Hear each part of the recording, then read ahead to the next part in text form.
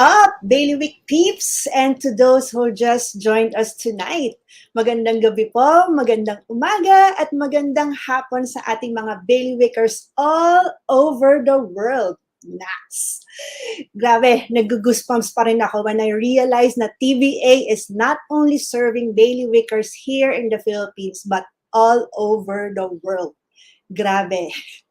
So, guys, comment nyo naman kung nasaan kayo at the moment. So, let's see.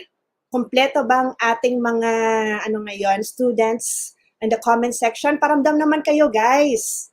Yan, tingnan nga natin. Check natin. Pa-shoutout muna tayo. Yan. Hi, Miss Angel, Sugar, Geraldine, Miss Elena. Hello. Yan. Good evening sa inyong lahat. Sana magstay kayo hanggang sa dulo nitong ating live stream. Yan. Si Miss Anna, hello, watching from KSA. Yan. Hello sa inyong lahat. And this is just another stream for you guys. And pasensya na kayo, medyo na-late kami ng konti. Nagkaroon kami ng problema kanina. But anyways, yan, thank you sa inyong lahat for watching us tonight. Thank you for letting TBA to be part of your lives. And for tonight, and one way of giving back to you is to listen to your request. Kaya naman for tonight, we will release another online class for you. Alright? So excited na ba kayo? So everyone loves ice cream, right? So, everyone, mula bata hanggang senior citizen, wala yata akong kakilala na may ayaw sa ice cream. But sometimes, nagigilty tayo because of the calories. But of course, ginawa natin ng paraan para naman you will enjoy ice cream without the guilt. So, joining us tonight is our Keto Advocate instructor, Miss Chiqui Ortiz-Dingcong. Hello, Miss good evening, Bailiwickers. Hi, Miss Grace. Good evening. Good evening po, Miss Chiqui. Kamusta ka naman? Good. I'm glad to hear that. Medyo, busy ka ba ngayon? I'm actually on vacation, so this is being, broadcasted from Bacolod. I'm in Bacolod right now. This is Sugarlandia, so can you imagine the irony? Grabe, you're on vacation pala. Thank you at naka-attend ka ngayon sa ating live stream. Of course, anything for Bailiwick Academy. Yes. Yay, kinikilig naman ako. Thank you. At nandiyan ka pa rin for us. Yan, so bago natin pag-usapan yung bago mong class, Miss Chiqui, watch muna natin yung preview. Okay? Okay. Ice cream because I thought it was bye-bye ice cream forever when I started the ketogenic diet. But after experimenting in the kitchen and after tasting other keto ice cream that are available in the market, some I would have bad reactions, I would have stomach aches, some are just as hard as rock and doesn't taste as good, and so I thought, why not try and develop my own recipe? I wanted to make an ice cream recipe that would be easy to make.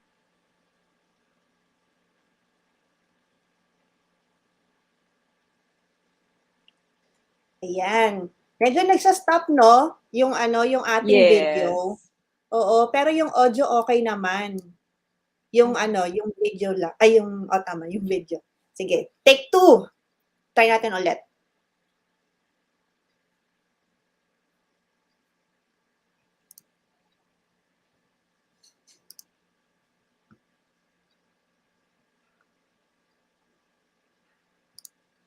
It was bye-bye ice cream forever when I started the ketogenic diet.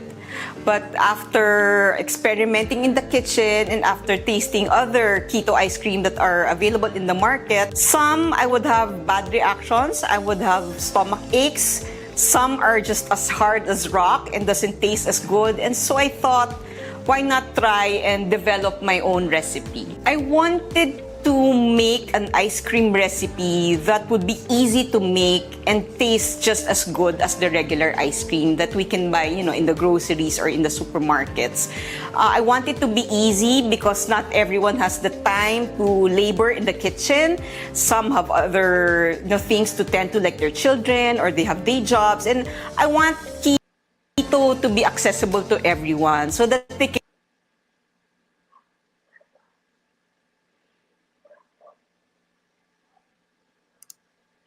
nawala na. Nawala na rin sa'yo. O sa akin lang ba yun? Yes. No, nawala siya. Nawala siya. Oh my gosh. Okay. Let's try. Wait lang Try ko mag-i-share screen. Keto Ice Cream because I thought it was bye-bye ice cream forever when I started the ketogenic diet. But after experimenting in the kitchen, nawala Okay. Wait lang. May tatry lang ako It happens. We're live. Oo nga. Ano ba naman to? Bakit ganon? Ito.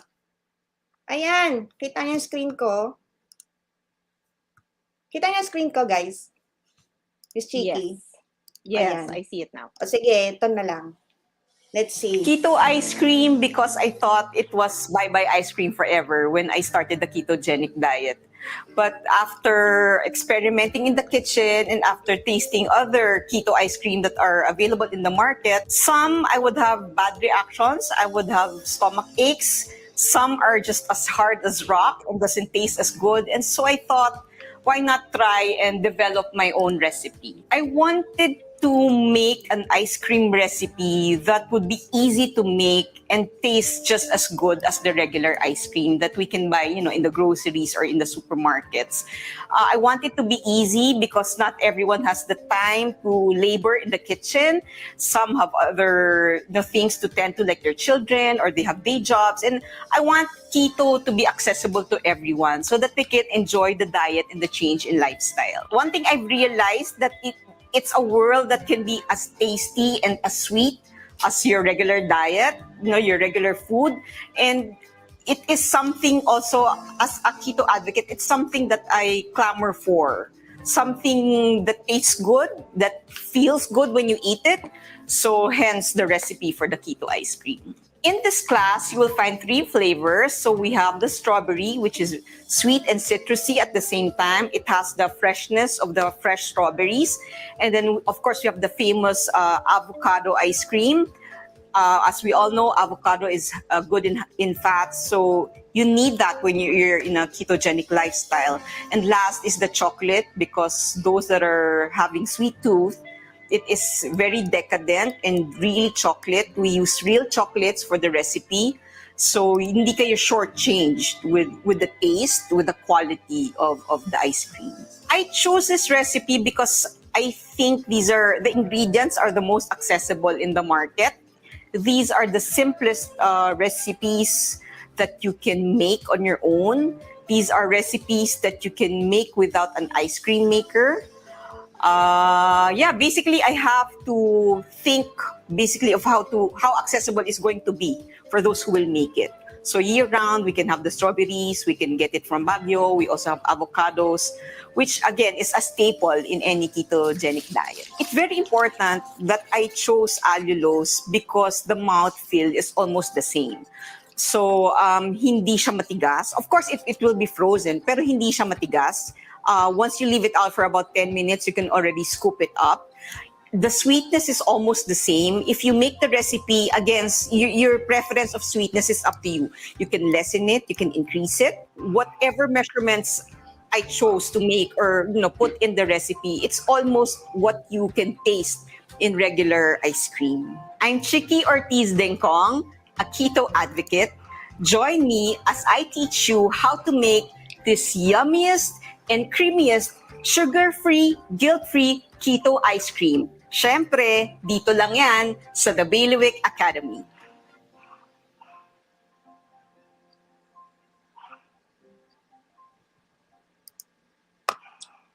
Ayan, nag-play din. Third time's Nag-play a ba charm. lahat? Nag-play ba lahat? Yes. Ayan. Okay. Yan, exciting. Nakaka-excite yung next class mo, Miss Chiqui. So, let's ask yung mga natin, no, mga keto questions. And first up is, kapag sinabing keto approve, what does this mean? When you say an ingredient is keto approved, it means it matches, kasi first of all, I think we have to define what keto is, no? So it's basically a high fat, low carbohydrate diet. So pag sinabing keto approved, it means it is it has less carbs, could be almost zero carbs, and it is also high in fat. So like in most keto recipes, you would see na it's really sugar free and carbohydrates is really low. So a keto approved ingredient means it matches the description of what a keto diet is. Mm-hmm. So Okay. kumbaga dapat tugma doon sa what defines a keto diet is. So less preservative, sugar free, and high in fat. Okay, so that's how we determine if it's keto approved. Yes, yeah. Okay. Oo. Okay. Kasi medyo madami rin yung no, yung nasa market ngayon na sinasabi nilang Yes. keto approved pero hindi, Yes. no? Madaming So paano, false claims. oo, paano natin malalaman yung ganun? It starts with knowing what you can and cannot eat. You have to know the ingredients that you are looking for. You have to know the keto approved and not approved. You have to properly read your labels when you shop or when you go to the grocery. You have to read the ingredients apart from the nutritional label. Kasi marami talagang mga, mga marketing propaganda lang na they say it's sugar-free or it's high fat. But when you read already your back label, may mali doon, and then it's already a red flag that it's not keto at all. Okay. So, dapat talaga matuto kaming magbasa ng labels, no? Yes, it takes Oo. time to, like ako when I started, hindi ko naman agad memorize na when I see this particular phrase or ingredient na, it's already a red flag. So it takes a while, but, syempre if you practice it, through the years like I have, alam mo na kagad, like right off the bat when I flip, whatever item it is in the grocery and then I see a particular phrase or word, alam ko na oops, teka, mali to. So, babalik ko na yan sa shelf. So, I think Correct. I've given a guideline to TBA and they will probably share it to the members, no? What to at least look out for when they read the labels. Correct. So parang magkakaroon lang ng extra step doon sa pamimili ninyo, no, sa grocery. Yes. Kasi 'di ba, Yes, it's usually a conscious tayo effort. dampot lang tayo nagdampot ng ng mga items, 'di ba? Pero ngayon, we have to be conscious kung ano yung nakasulat talaga doon sa labels, no? Yes. Yan. Because if you want it to work, if you want the diet or the change of lifestyle to work for you, you really have to make sure na you abide. Diba? There are rules that you have to follow. So same thing. So you have to abide to it for it to be successful and for you to be able to, get the benefit 100%. Correct. Yan. So kanina may nag-flash ng yung names for sugar. Kasi yung iba hindi naman outright na sasabihin na may sugar 'di ba? So parang minamask nila ng ibang names. So ito yung sinasabi mong guide kanina na Yes, these are I think the top 60 plus terms for sugar. So when you see these terminologies, automatic yan, that means sugar, that means carbohydrates. So you can see madami-dami, no? So I think medyo magugulat sila when they go into the grocery na most of those ingredients makikita nila sa label. Grabe. So you don't have to memorize naman, no? ng you lahat. Don't have to memorize. Just be familiar with it, 'di ba? Yes, just be familiar. I think the most hidden ones that are if you're clueless about it, hindi mo talaga malalaman. The very common ones are dextrose, you have your fructose, and you have your maltodextrin. These ingredients talaga, kaya siya basically not keto approved. It's because of its glycemic index. Kasi the higher your glycemic index, like what is found in these sugar, or these non-keto ingredients, is that mataas yung glycemic index. So anything mataas would really spike up your insulin, which in turn would spike up your blood sugar. So kaya sila hindi keto approved because of their glycemic index. Okay. So ito yung mga sugar, and you're saying nga na it's sugar-free, no? Yung mga natin ginagawa. So ano yung alternative natin dito for the sugar? Well, the most famous keto-approved sugars are stevia, erythritol, monk fruit, and allulose. So, very common na yung mga, of course, for the first week, very common na talaga yan if you're to the low-carb and keto diet, no? So, ano na rin yan, highly available na rin yan sa market today. Yan. So, again, you have to also verify your sellers, make sure that it's authentic stevia, that it's authentic erythritol, kasi again, maraming peke in the market. So, you'd be surprised that when you head to the grocery, yung brand or they label it stevia, but when you look at the ingredients, ang nakalagay dextrose, X na agad yun. That's already that's not keto. You would know that it's not keto, so fake yun. So again, read your labels properly. Yes. So kiniklaim nila na ganon, na stevia or erythritol, pero hindi naman pala. Grabe. Yes, or minsan may combination. Minsan naman may stevia, but then you have these other ingredients, so it kind of defeats the purpose. So why buy it? Okay. So yung for the cream naman, bakit yung hindi pwedeng all-purpose cream yung gamitin? All-purpose cream is not keto approved basically because it contains milk, and milk is not allowed in keto because of its high sugar content. So, and again, ayan, makikita nyo, this is from a famous brand. There's milk and there's soya. Soybeans are not allowed in keto. So, kaya bawal yung taho, bawal yung tokwa. Kasi, because of its, again, babalik tayo sa glycemic index. So, it will spike. It will spike your sugar when you have those food in your body. So, see, all-purpose cream kasi has those ingredients. Hence, it is not keto approved. Okay. So, wag niyong titipirin yung Kasi mas mura nga. Mas mura, di ba, yung also that the ingredients has sugar. So, this is, itong computation na to is based sa 50 grams. So, when we bake or when we make ice cream, we don't use just 50 grams. Di ba? We use what? 400 grams. So, i-multiply mo yun. So, yung sugar mo, ang taas na. Di ba? Your carbohydrate for that particular recipe alone is ang taas na. So, that's why it's not keto. Because you want to have very minimal carbohydrates, very minimal sugar, and kung as much as possible, yung keto-approved na sweetener. Okay.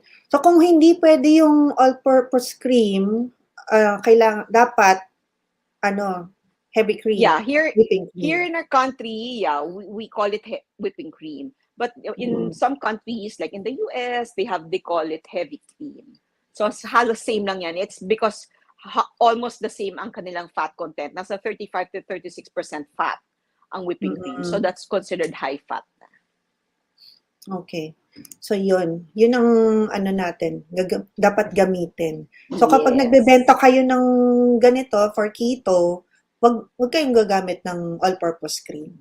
Oo, okay mandadaya. Kasi babalikan kayo ng customers niyo pag nag-check sila ng blood sugar at tumaas, di ba? So, it's all in the numbers. You really cannot hide it. Correct. So, baka naman sabihin niyo na pwede na yan, di ba? So, hindi pwede. Hindi pwedeng gano'n. Hindi pwede. Na-advertise nyo na keto yung product ninyo, tapos yung pala, hindi kayo gumagamit ng keto approved na di ba? Yes, na ingredients. Correct. So, yun. So, wag gano'n. Yan. Si Miss Angel, yung Anchor Whipping Cream is 0% sugar ata po, di ba? Most whipping Yes, creams have no? zero sugar, yes. Oo. Basta label, hindi naman nila pwedeng i-claim, especially kung sikat na brand, like Anchor. Hindi nila pwedeng Oo. dayain yun. Oo. Mm. Basta, Makakabla sila. basta, cream na 35% above na fat content. Yan. Miss Leah, Miss Chiqui, if bebenta po ba kami ng keto ice cream, is it really important that we will post the ingredients label? Hindi naman. I think you don't need to put it. Depende na lang on how you'd want to market your product. But those that I see in the market, since they're already very reputable, they don't put any more an ingredients list. Hindi na. Just put their label on the can. Mm-mm. Correct. Mm-mm. So On the kapag, top. ano ba yung difference ng sugar-free, keto, and low carb? Okay. How do I put it? Not all sugar-free are keto. Klaro ba yon? Hindi common Oo. tinawag yung isang item na sugar-free that it means keto. Kasi meron Oo. naman talagang ingredients na sugar-free, meaning it doesn't heighten your blood sugar, but it's not keto approved. Why? Maybe because it's a chemical, it's a preservative, so kaya hindi siya keto approved. Low carb naman, ang difference between keto and low carb, kasi keto, mostly nasa 20 to 25 grams of carbohydrates per day. Yung total meal mo in a day. Yung low carb, medyo kaya pa ng 50 grams up to 100 grams per day. So again, it depends on your goal, why you wanna go keto or why you wanna go low carb. Yung iba, sinasabi nila hindi nila kaya mag-completely keto, so they go for low carb, which means basically, you can eat, kunyari, lumpiang Shanghai, di ba yung wrapper? The wrapper's not keto, but since you're in low carb, pwede na yun. Di ba? Or you eat a particular fried chicken with the breading. Di ba? The breading kasi is not keto, but if you're in low carb, pwede na yun. Yan, that's the difference. Oo. Mm-mm. So, pero so kapag hindi ka strict doon sa pagkikito, di ba? So, pwede na rin. You can go yung low carb. Oo. Kasi depende talaga yan sa goal ng tao eh. Because both naman will work. But again, it's a preference. It's always a preference. Correct. Yan. So, check natin guys kung anong mga iba pa ninyong questions dito. Yan. Miss Leah, Miss Chiqui, yung taste po ba ng keto chocolate ice cream is maasim, asim like yogurt at medyo bitter? No. Kaya umaasim, it's in the chocolates. Mataas ang acidity ng chocolates mo kung maasim yung baked goods mo na you're claiming na it's chocolate. So it can be a cake, it can be an ice cream, it can be brownies. Kung mataas yung acidity ng tsokolate mo, maasim.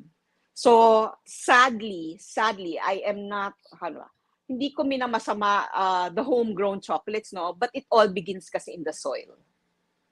So, sa pagpapatubo pa lang, kahit Davao pa yan, di ba? Yung mga ganyang kung saan galing yung chocolate. Sadly, it begins in the soil. That's why the best chocolates are in Belgium, in Australia, because their soil is very rich.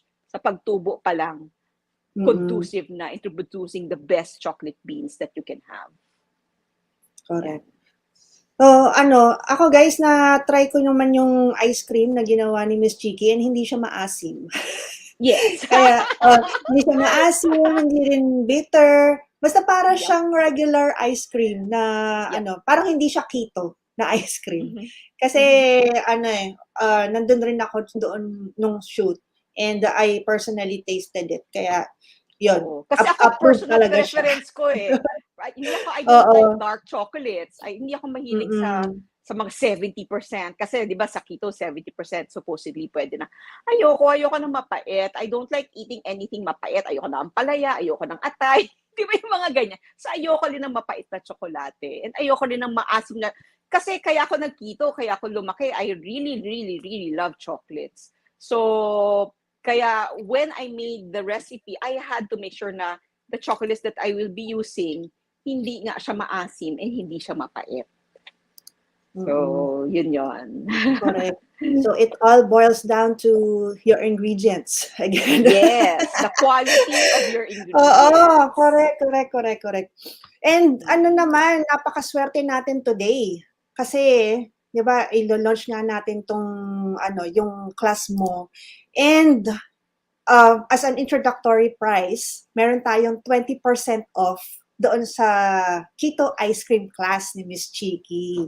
Yan. So, from the regular price na, ano, na 2,499, magiging, ilan ba yun? 199. 1,999. Oo. 1,999, Wow! 952 na lang siya. Oh my gosh. Big O, discount diba? pala. Grab na Oo, yan. yan. So i-grab niyo na yan yung ano, yung chance ninyo 'to para ma-try naman ninyo yung Keto Ice Cream. And ito sa grocery na na-check ko, yung maliit lang medyo may kamahalan siya no. So ito, magagawa niyo na siya ng kayo lang, 'di ba? Hindi na kayo So bibili pag nagawa nyo yan. And you and your family will surely love it. Kasi parang regular ice cream siya. oo, correct. And also, may isa pa tayong treat doon sa ano sa ating mga students natin.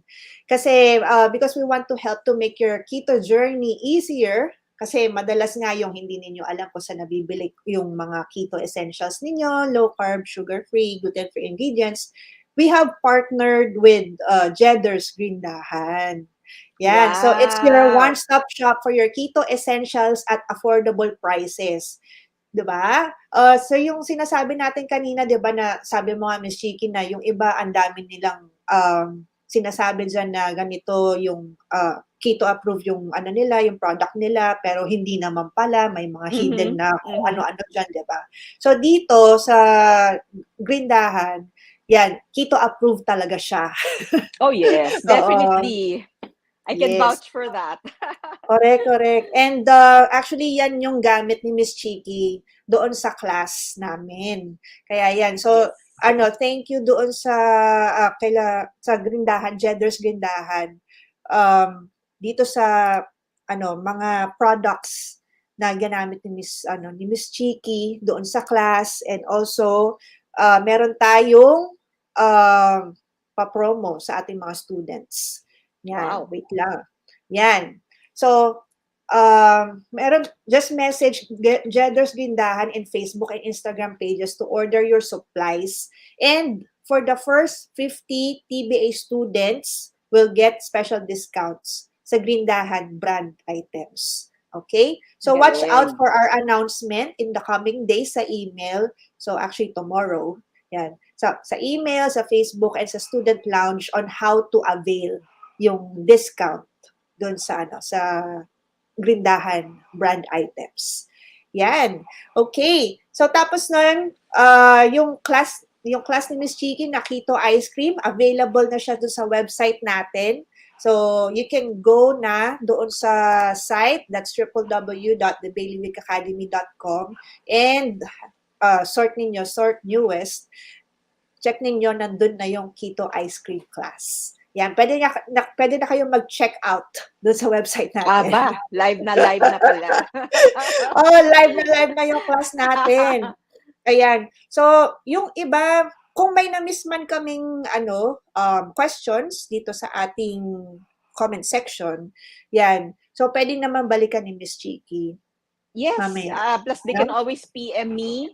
Pasensya na lang Oo. minsan kung hindi ko kagad nasasagot because marami ring ganap. Marami ring Oo. inaasikasong mga ibang bagay-bagay. But I always make sure to answer talaga. So, to the best of my ability. Correct, yan. And thank you naman, Miss Chiqui, doon sa pag-answer doon sa ating mga students, sa The mga honor is concerns nila. mine. The honor is always mine. Yan. So guys, ano pang inaantay ninyo? Punta na doon sa website natin. And yan, bukas abangan ninyo yung email namin regarding doon sa promo code na ibibigay ninyo when you order your items sa Jedder's Grindahan. Yan. Perfect. Galing. Yon. So, thank you so much, Miss Chiqui, for joining us you. tonight. And good night, everyone. Good night, Bailey Wakers. So let's Good night, turn your Bailey passion. Wickers. Thank you. Yes, let's turn your passion into profit. Now na.